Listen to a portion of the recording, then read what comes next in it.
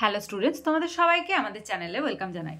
দেখো, আজ আমরা ক্লাস 7-এর আমাদের পৃথিবী বইয়ের মানে জিওগ্রাফি তোমাদের যে ফার্স্ট চ্যাপ্টার রয়েছে পৃথিবীর পরিক্রমণ, সেই চ্যাপ্টার থেকে আমরা আজকে বেশ কিছু ইম্পর্টেন্ট কোশ্চেন আলোচনা করে নেব।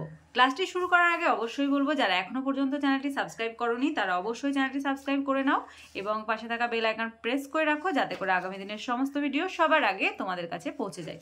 তাহলে চলো দেরি না করে আজকে ক্লাসটি শুরু করি। দেখো, পৃথিবীর পরিক্রমণ আগে আমাদের জানতে হবে যে পৃথিবীর পরিক্রমণ কাকে বলে।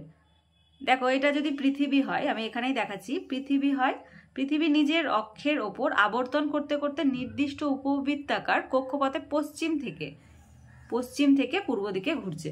আমি এখানে ড্র করছি। ধরো এটা একটা পৃথিবী। এবার পৃথিবীর মধ্যে তোমাদের এই পৃথিবী সম্পর্কে আগে জানতে হবে। পৃথিবীর মধ্যে এটা উপর দিকটা হচ্ছে উত্তর দিক, আর নিচের দিকটা হচ্ছে দক্ষিণ দিক, আর এদিকটা পূর্ব আর এদিকটা পশ্চিম। ওকে, এই পৃথিবীর পরিক্রমণের ফার্স্ট যে কোশ্চেনটা আছে সেটা হচ্ছে মহাকর্ষের কি বলছে দেখো, মহাকাশের সকল বস্তুই পরস্পরকে নিজের দিকে টানে বা আকর্ষণ করে, এই আকর্ষণ বলকেই বলা হচ্ছে মহাকর্ষ। সেকেন্ড আছে পৃথিবীর অক্ষ, কল্পিত দণ্ড বা রেখার চারিদিকে পৃথিবীর আবর্তন করে, সেই কল্পিত দণ্ড বা রেখাকেই বলা হয় পৃথিবীর অক্ষ।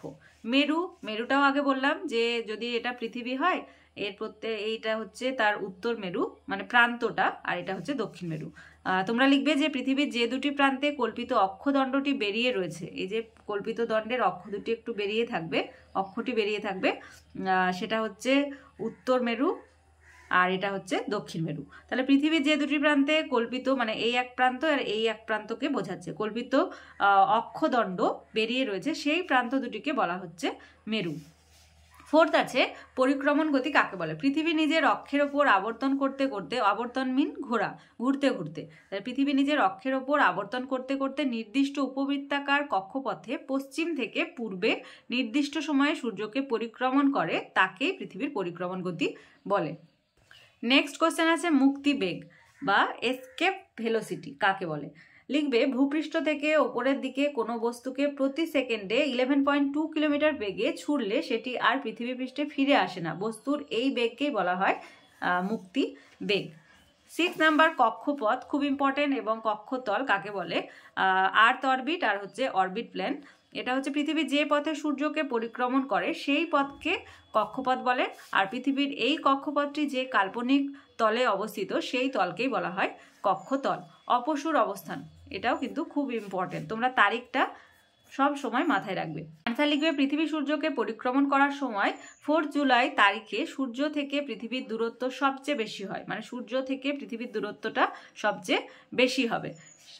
কত বেশি হবে? প্রায় 15,20,00,000 কিলোমিটার। একে পৃথিবীর অপসূর বলা হচ্ছে। অপসূর মানে হচ্ছে বেশি ডিস্টেন্স মেনটেন করছে, সেটা হচ্ছে 15,20,00,000 কিলোমিটার, আর তারিখটা কত? 4 জুলাই, এটাকে অপসূর। আর অনুসূর কম দূরত্ব হবে, পৃথিবী থেকে সূর্যকে পরিক্রমণ করার সময় 3 জানুয়ারি তারিখে সূর্য থেকে পৃথিবীর দূরত্ব সবচেয়ে কম, প্রায় কত? 14,70,00,000 কিলোমিটার, একে পৃথিবীর অনুসূর বলা হয়। অপসূর মানে হচ্ছে বেশি আর অনু মানে হচ্ছে কম। অপসূর হচ্ছে 4 জুলাই আর অনুসূর হবে 3 জানুয়ারি। এই দুটো কোশ্চেন কিন্তু খুব ইম্পর্টেন্ট তোমাদের ফার্স্ট সামেটিভের জন্য। নেক্সট কোশ্চেন দেখো, সূর্যের দৈনিক আপাতগতি কাকে বলে। পৃথিবী পশ্চিম থেকে পূর্ব দিকে আবর্তন করার জন্য আপাত দৃষ্টিতে সূর্যকে প্রতিদিন পূর্ব আকাশে চলাচল করছে বলে মনে হয়। আকাশে সূর্যের এই চলাচল বা গতিকেই বলা হয় সূর্যের দৈনিক আপাত গতি। আজকে ক্লাসের লাস্ট কোশ্চেন, রবি মার্ক কি। আপাত দৃষ্টিতে সূর্য পৃথিবীর বিষুবরেখাকে নিরক্ষরেখাও বলা হয়। তাহলে যে মানে মাঝের যে রেখাটা কল্পনা করা হয় সেটা হচ্ছে নিরক্ষরেখা বা বিষুবরেখা। কি বলছে? আপাত দৃষ্টিতে সূর্য পৃথিবীর বিষুবরেখা থেকে উত্তরে কর্কটক্রান্তি রেখা এবং দক্ষিণে মকরক্রান্তি রেখা পর্যন্ত চলাচল করে। সূর্যের এই চলাচল বা গতিকেই বলা হয় রবি মার্ক বা বার্ষিক আপাত গতি। এটাও কিন্তু ইম্পর্টেন্ট।